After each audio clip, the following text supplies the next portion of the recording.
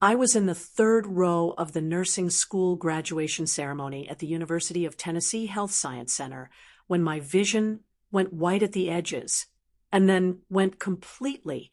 The woman sitting beside me, a classmate named Greta, who I had studied with for 3 years, and who later told me she saw me start to list sideways before I had any warning myself, caught my arm before I hit the seat back and yelled for someone. And what followed was the specific, controlled urgency of a room full of nursing graduates who understood exactly what was happening and exactly what to do about it. By the time the EMTs arrived, I was on the floor of the auditorium with 2 of my classmates managing my airway and a third on the phone with the attending physician, who had been seated in the faculty row. I was taken by ambulance to Methodist University Hospital, where the emergency team determined that I had experienced a vasovagal syncope episode, a sudden drop in heart rate and blood pressure that causes a temporary loss of consciousness, and that is, in most cases, the body's response to extreme physical and psychological stress. I was 24 years old and had not slept more than 4 hours a night for 11 days because finals and clinical hours and the licensing exam application had converged in the way they converge for nursing students in the final month of their programs, and my body had finally communicated its assessment of the situation in the most legible way available. I was not in danger. The episode was not life-threatening, but I was in a hospital bed in Memphis, Tennessee, with an 4-line in my left arm and a hospital gown on over the dress I had worn to graduation. And when the charge nurse asked who they should call, I gave her my parents' number. My mother called back 40 minutes later. She said she was sorry, but she and my father were in Nashville for her cousin's anniversary party, and the timing was difficult. She said she was glad I was okay. The doctor had told her I was stable, and she said she would call again in the morning. She said it with the warmth she used for things she had decided not to change her plans for, the warmth that communicates everything is fine from a distance without the warmth being required to go anywhere. My father did not call. He sent a text, "Glad you're okay. Talk soon." The nurse, a woman named Carol who had been doing this for 19 years, and who had, by that point, developed the specific expressionlessness of a person who has seen the full range of family responses to hospital calls and who does not show what she thinks about any of them, handed me the phone back without comment. I looked at the ceiling of my hospital room and thought about the 11 days and the white edges and Greta's hand on my arm and my mother's voice saying the timing was difficult. Then the door opened. My grandfather, Earl Whitfield, was 73 years old and had driven from Knoxville, Tennessee, 4 hours on the I-40 in the 2 hours since the hospital had reached my mother, and my mother had, apparently, called Earl with the information that her daughter was in a Memphis hospital. Earl had not called me from the road. He had not texted to say he was coming. He had simply gotten in his truck and driven 4 hours and arrived at the hospital at 9:47 p.m. and asked Carol which room I was in. He was wearing his work clothes. He had been in his shop when my mother called, and he had sawdust on the cuffs of his flannel shirt, and he was carrying a paper bag from a gas station that contained a bottle of apple juice and a granola bar, because he told me he did not know what the hospital would let me eat, but he thought I should have something that was mine rather than theirs. He pulled the chair beside my bed close to the bed, and he sat in it, and he looked at me for a long moment, and then he said, "You scared me." That was all. He did not deliver a speech. He did not ask about my parents, or where they were, or offer his opinion on the timing of an anniversary party. He sat beside me, and he stayed until the doctors cleared me to go home at 1 a.m. And then he drove me to my apartment and carried the paper bag up the stairs and waited until I was inside, and then drove 4 hours back to Knoxville in the dark. Before I take you back to the beginning, please take a moment to like and subscribe, but only if this story genuinely stays with you. Drop your city and the time in the comments. I always love knowing where you're watching from. My name is Lena Whitfield. I'm 27 years old. I am a registered nurse in the cardiac care unit of a hospital in Nashville, Tennessee, where I have worked for 3 years doing the specific and essential work of helping people whose hearts are in crisis understand what is happening to them and what comes next, which requires equal measures of clinical skill and the specific human capacity to be present with someone in the worst moments of their lives without flinching or managing away from what is real.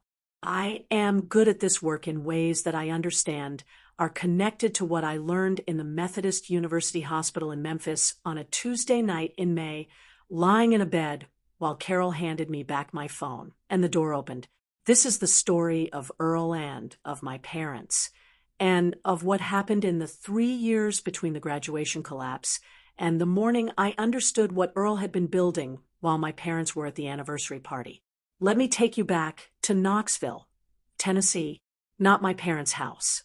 I will get to that, but Earl's house first, because Earl is the center of this story, and Earl's house is the center of Earl. The house on Sycamore Ridge Road sat on 2.5 acres at the edge of a neighborhood that had been developed in the 70s and that had the specific quality of properties that have been loved for decades by people who live inside them rather than managed for resale. Earl had bought the property in 1978 when he was 29 and had been building and modifying and improving it since the workshop he added in 1981, the deck he rebuilt in 1994, the garden beds that my grandmother Helen had started in 2002 and that Earl had maintained in the exact configuration Helen had left them when she died in 2016, because maintaining them was the thing that made the most sense to do. He was a retired industrial machinist who had spent 31 years working tolerances and fits and the specific craft of making metal components that worked correctly under the conditions they were designed for. And he brought that craft to everything he did, which meant that nothing Earl built or maintained was imprecise or approximate or good enough. If Earl built something, it was built to hold. My parents, Gary and Pamela Whitfield, lived in an upscale neighborhood in West Knoxville in a house they had moved into when I was 12, which was the year my father was promoted to vice president at the financial services company, where he had worked for 18 years. The house had 4 bedrooms and a 3-car garage and a kitchen that had been renovated in 2018 and that photographed beautifully. My mother had a real estate license she used occasionally and a social calendar she used constantly. And she had the specific quality of a woman who had organized her adult life around appearances so consistently that the organizing had become invisible to her. She did not experience the appearance management as management, but as the correct way to live, the natural expression of who she was rather than a choice she was making. She loved her children. She administered that love through the specific mechanism of a woman whose primary instrument was presentation. The right school, the right activities, the right events, the right narrative about each child's achievements that would play well at the right occasions. When I was accepted to nursing school at the University of Tennessee Health Science Center, Pamela had told 4 people about it before I had told anyone else myself. The telling was warm and genuine and also served the function of all her tellings, which was the positioning of the family's achievements in the social landscape she was always, without fully acknowledging it, mapping. My younger brother Scott was 24, 3 years younger than me at the time of the graduation, a marketing associate at a small agency in Knoxville who lived 10 minutes from my parents and had dinner with them on Sundays, and who occupied, in the family's narrative architecture, the specific position of the child who was still becoming something, not yet what my parents would present at the right occasions, but developing in the direction they found legible. Scott was genuinely good and had the warmth of someone who had been given the specific gift of family proximity and genuine affection, and who had never fully examined what that gift had cost the person who received less of it. He was not my problem. He was my brother, and I loved him without complication, and the complication was not his. Earl was Gary's father. He had been widowed in 2016 when Helen died of pancreatic cancer, which she had been diagnosed with in February, and which had taken her in August, 6 months of a marriage that had lasted 44 years being reduced to the specific and terrible management of loss in real time. Earl had managed it with the same quality he brought to everything, present, precise, without performance. He had been at every appointment. He had asked every relevant question. He had held Helen's hand on the morning she died, and had told her she was the best decision he had made at 23, which was when they had married, and which Helen had received with the specific and quiet smile of someone who has been waiting their whole life to hear something and already knew it was true. Earl had told me this, not because he told it to everyone, but because I had asked him, specifically, in the way that I ask things directly, because I had learned from Earl that the direct question was the only question worth asking. I had been close to Earl since I was old enough to be close to anyone in the specific sense rather than the general one. He had called every Sunday at 6. Not as a scheduled check-in, but as the natural rhythm of a man for whom Sunday evenings and his granddaughter's voice were the same category of thing, expected, necessary, part of the week's correct structure. He had come to every graduation I had, from middle school through nursing school, until the nursing school graduation, where the program I had completed on my feet gave out, and I completed it on the floor of the auditorium. He had driven 4 hours to Memphis and handed me apple juice from a gas station bag, and sat in the chair beside my bed until 1 in the morning. My parents had come to my nursing school graduation. The graduation was on the Friday before the collapse, the pinning ceremony, the formal conferral of degrees, the moment when Pamela had photographed me in my white nursing uniform for the family's Instagram account, and Gary had shaken my hand and told me he was proud of me in the voice he used when he was proud of me, which was the voice of a man who is genuinely proud and who expresses genuine pride in the register he has available, which is formal and brief and real. They had driven back to Knoxville that Friday evening. The collapse had been on the following Tuesday at the senior class's informal recognition ceremony, a smaller event, less formal, the one where faculty gave personal remarks and students received their specialty pins, and the event had the quality of a conclusion rather than a performance. My parents had not come to this one. It was not the photographable occasion. The 11 days between the pinning ceremony and the collapse were the 11 days that produced the collapse, which I want to describe because they are part of the story in the way that the conditions that produce an outcome are always part of the story. I had 2 final clinical evaluations, 1 pharmacology exam, 1 theory exam, the licensing board application with its 27 pages of documentation, and the transition paperwork for the Nashville hospital position I had accepted in March. I was also moving, packing the apartment I had lived in for 3 years, managing the logistics of a move 4 hours away, coordinating the lease end date with the Nashville apartment start date with the clinical schedule, and the exam schedule in the specific overlapping way that makes the final weeks of a nursing program feel like a structural analysis problem that only has one possible solution and requires every available resource to reach it. I had slept an average of 4 hours per night for 11 days. My body's assessment, delivered to the auditorium floor during the informal recognition ceremony, was accurate. Earl arrived at 9:47. My parents called back once more at 11:20 when the doctors had confirmed I could be discharged. My mother asked if I needed anything. I told her Earl was with me. She said that was good. She said to tell Earl hello. Here is the question I want to ask you before I tell you what the 3 years after graduation produced, because I have thought about it myself many times, and I want to hear what you think. When someone is in the hospital and their parents do not come, not because they cannot, but because the timing is difficult, at what point does the not coming become the definition of who they are rather than a single failure of judgment? Is there a number of not comings that constitutes a pattern, or is a hospital at night specific enough that the first not coming is already the definition? Tell me in the comments. I ask because the answer is different for everyone, and the difference is usually about what their own family has taught them to expect. And I find that the most honest kind of data.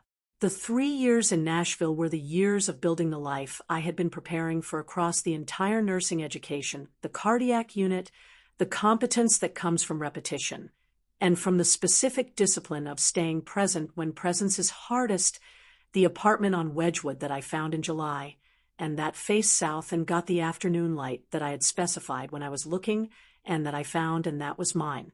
I found my footing in Nashville with the speed of someone who had been prepared by preparation rather than by comfort, which is the faster way to be prepared and the harder one to come by.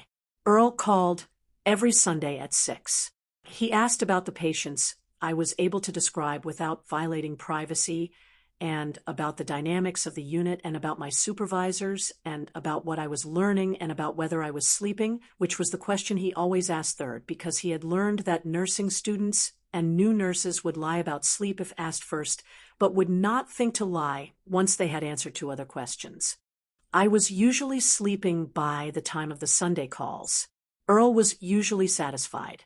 My parents visited once in the first year, a long weekend in October, which they combined with a weekend in Nashville they had been planning for a dinner event with friends. The visit had the specific temperature of a visit organized around other plans. Warm, present enough, shortened slightly on the second day, when the dinner ran long, and there was an implicit understanding that Sunday morning would be abbreviated. They saw the apartment. My mother photographed the south-facing window and posted it on social media with a caption about her daughter, the nurse, and her beautiful Nashville life. The caption was accurate. The life was beautiful. The life had been built without the specific support of parents who came to Nashville when the timing was difficult, and the building of it on those terms was the fact the caption did not contain. In the spring of my second Nashville year, Earl called on a Sunday at 6, and after the usual questions said he wanted to tell me something. He had been seeing his attorney. His attorney was a man named Robert Crane in Knoxville, who had been handling Earl's affairs for 22 years. Earl said he had updated his estate documents and wanted me to know the updates while he was alive to explain them, because he had watched the results of people learning about estate documents from a reading of the documents themselves after the person was gone, and he found that approach unnecessarily cold. He said the Sycamore Ridge Road property was going to Lena. The workshop, the garden beds, Helen's garden beds, the property and the house and the tools and the truck. His retirement accounts, which he described as more than Gary understood, and less than Lena might expect, were going to be divided between Lena and a set of charitable designations for a program that provided vocational training to returning veterans, which Helen had supported for years, and which Earl had continued to support in her name. He said Gary would receive Helen's jewelry for Gary's wife if Gary's wife wanted it, and the rocking chair from the living room that Gary had told Earl in 1998 he had always wanted, and a sum of money that Earl described as fair. He said Scott would receive a sum and the woodworking tools from the secondary workshop that Scott had expressed interest in 3 years ago. He said the primary designations had been weighted toward Lena because Lena had shown up in the ways that the people closest to him had sometimes not shown up, and he wanted the weight of his estate to reflect the weight of what he had observed. And he was telling her now because he thought she deserved to know, while there was still time to talk about it, rather than receiving the information through a document when he was no longer available to be talked to about it. I held the phone in my Nashville apartment for a long time after Earl finished. Outside the south window, the spring light was doing what it did in April in Nashville, which is arrive earlier than you expect and stay later than the afternoon seems to permit. I told Earl the property should not come to me. It was the house he had lived in for 45 years, the house with Helen's garden, the house he had built piece by piece across decades. He told me he was aware of what the property was, and that I was the person he wanted to have it. He said he was not giving me the property as a reward. He said he was giving me the property because he had spent 50 years watching people, and he knew where things would be taken care of. And taking care of things was the appropriate criterion for deciding where things went. He said Helen would have chosen the same. He said it simply without sentiment that exceeded what was warranted, which was the specific quality of everything Earl said. I asked whether he had told Gary.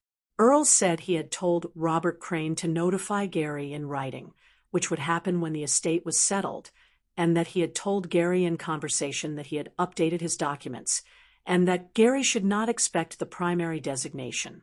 He said Gary had said he understood. He said he believed Gary did understand, on the level of understanding that Gary was capable of in these matters, which was a factual rather than an emotional understanding. He said he did not expect Gary to be happy about it, and that Gary's not being happy about it was Gary's to manage. The conversation ended at 8:42. I had been on the phone for 2 hours and 42 minutes, which was the longest Sunday call, Earl, and I had ever had. I sat in the south-facing window for a while after and thought about Sycamore Ridge Road and Helen's garden beds, and the workshop and the tools, and the truck that Earl drove 4 hours in the dark to hand me apple juice from a gas station bag. And I understood that the estate documents were not separate from the Tuesday night in Memphis. They were the same sentence, said differently. Earl had been saying the same sentence since before I was old enough to hear it. What changed was not the sentence, but my capacity to receive it in full. I told Greta the following week. Greta was in Nashville too. We had ended up at the same hospital system, different units, the specific coincidence of people who made the same professional decisions from the same program at the same time. We had dinner on Thursdays when our schedules permitted. I told her about Earl's call and about the property, and about what he had said about taking care of things. Greta had met Earl once at a study session I had hosted in my Memphis apartment in the second year, when Earl had driven through on his way to a machinist conference in Memphis and had stopped for 2 hours and had sat at my kitchen table and asked Greta questions about her specialty track in the direct, genuinely curious way he asked all questions.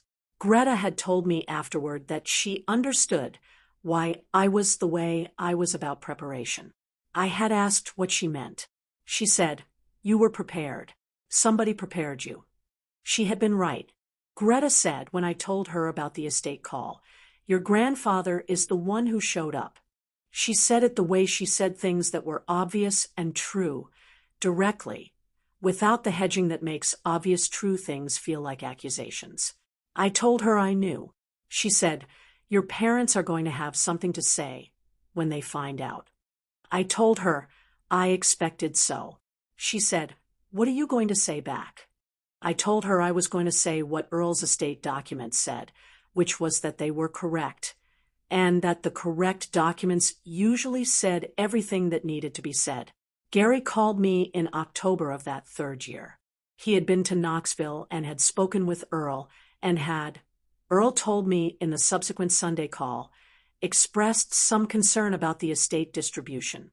Gary's call to me was the call of a man who had received information he found uncomfortable and who was attempting to process the discomfort through conversation with me rather than through the direct examination of what the discomfort was about. He said he wanted to understand Earl's thinking. He said he thought the distribution was unequal in ways that seemed disproportionate. He said he had always understood he would be the primary beneficiary of his father's estate, and that he was not sure he understood what had changed. I told him I had not asked Earl to make the changes. Gary said he knew that. He said he was not suggesting I had. He said he just wanted to understand. I said I thought the understanding was available to him if he looked directly at it. He was quiet for a moment. Then I said, as gently as I could manage, and as precisely as I needed to, "Dad, when I was in the hospital in Memphis, Earl drove 4 hours and sat with me until 1 in the morning. You sent a text." Another quiet. Then, "That's not the only measure of," he started. I said it was not the only measure, but it was the measure Earl had chosen, and Earl had 45 years of measures to choose from. And the hospital in Memphis was not the beginning of the accounting, but it was the clearest expression of it. Gary was quiet for a long time. Then he said, "You're right." He said it flatly, The way he said things that he knew were correct, and that cost him something to acknowledge. "You're right, that's what happened." He said, "I'm not proud of it." I told him I heard that. I told him hearing it was the beginning of something, if he wanted something to begin. He said he thought he did. He said he was not sure he knew how. I told him starting was what available time was for. Let me tell you where everyone is now. Earl is in Knoxville on Sycamore Ridge Road, which will be my Sycamore Ridge Road eventually, and which is for now Earl's. He is 76 years old, and in the specific good health of a man who has taken care of his body with the same precision, he applies to everything else: the annual physicals, the walks, the specific diet he built after the cardiologist recommended it at 68, and that he has followed with the consistency of someone who understands that the recommendation was correct, and that following it was not optional if he was interested in continuing. He maintains Helen's Garden. He works in the workshop on Tuesdays and Thursdays. He calls on Sundays at 6. My parents and I are in the specific place that a conversation like the October call produces. Not a transformed place, but a more honest one. Gary calls on weekday evenings sometimes, which he did not previously do, and the calls are the calls of a man learning a new way to be in a relationship with his daughter that does not pass through the mechanism of his wife's social management. They are not long. They are not yet full, but they are his, which makes them different from the previous versions. Pamela and I speak on the same cadence as before, but with a quality in the speaking that is different. She does not smooth over things as consistently as she had previously. She said to me in August, without preamble, in the middle of a call that had been about something else entirely, "I should have come to Memphis." She said it and then continued talking about what she had been talking about, which was its own kind of honesty, the acknowledgement made cleanly, without elaboration that would require managing, and then released. I told her I heard it. She said, "Good." We kept talking. Scott came to Nashville in September to visit, his first time coming to Nashville without our parents also being present. And we had 2 days that were the 2 days I had been hoping we might eventually have, the days of siblings who are adults figuring out who they are to each other without the family architecture organizing the figuring. He said something on the second day, over dinner at a place in East Nashville that I had been wanting to take him to, that I want to record. He said, "I've been the one who stayed close to them, and I've been thinking about what staying close cost me in terms of seeing them clearly." He said, "You had to leave to see it. I had to stay to not see it. I'm not sure which one was harder." I told him I thought staying might be harder in some ways because leaving at least changed the view. He considered that. He said he was going to try to change the view from inside, which was harder but was available to him in ways that the leaving had not been. I told him I thought he could. I believe it. Greta is in the cardiac unit on a different floor of my hospital, and we still have Thursday dinners when the schedules allow. She came to Knoxville with me in June to see the Sycamore Ridge Road property because I wanted her to see what I was going to be taking care of eventually, and because Greta's opinion on whether I was going to be adequate to the task was, to me, more reliable than my own. She stood in the middle of Helen's Garden for a long time in the June afternoon light, and then she turned to me and said, "You'll know what to do." She said it with the certainty of a woman who has been my friend for 6 years and has watched me figure out what to do in situations considerably harder than a garden. I think she is right. Earl and I were on the phone last Sunday at 6. He had been in the workshop on Thursday and had started a project he described as a cabinet for a specific corner of the living room where he had always wanted something that fit correctly and that had never found the right piece. He described the dimensions and the joinery and the wood he had chosen, which was white oak, because white oak held up to the specific conditions of a Tennessee living room better than the alternatives he had considered. He asked about my patience with the discretion of someone who understands I cannot share details, and who asks anyway, because the shape of the week matters even without the specifics. He asked whether I was sleeping. It was the third question. I told him I was sleeping fine. He said that was good. Here is what I want to say before I go. There is a specific kind of presence that cannot be replaced by its absence and cannot be argued into existence by the people who have not offered it. Earl drove 4 hours to Memphis on a Tuesday night because the information he received was that his granddaughter was in a hospital, and the information produced, without deliberation or calculation, the action of getting in the truck. There was no weighing of timing. There was no consideration of plans.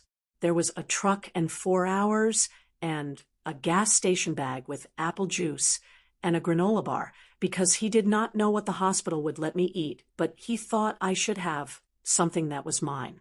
That is the full accounting of how he arrived, the full accounting of everything that followed, the Sunday calls, the estate documents, the conversation in which he told me what the documents said while he was still alive to explain them, is built on that accounting.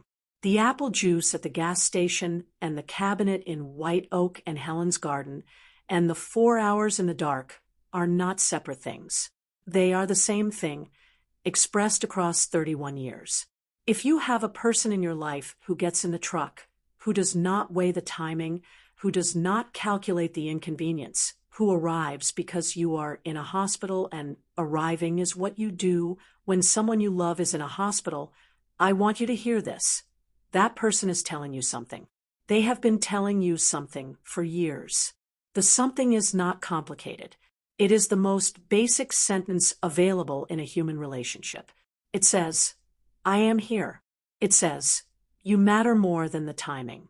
It says, the truck is always the answer when you need it. Listen to the sentence. Not as a given, as the specific and particular gift it is, offered repeatedly across years, in the form of gas station bags and Sunday calls and estate documents executed while the person is still available to explain them.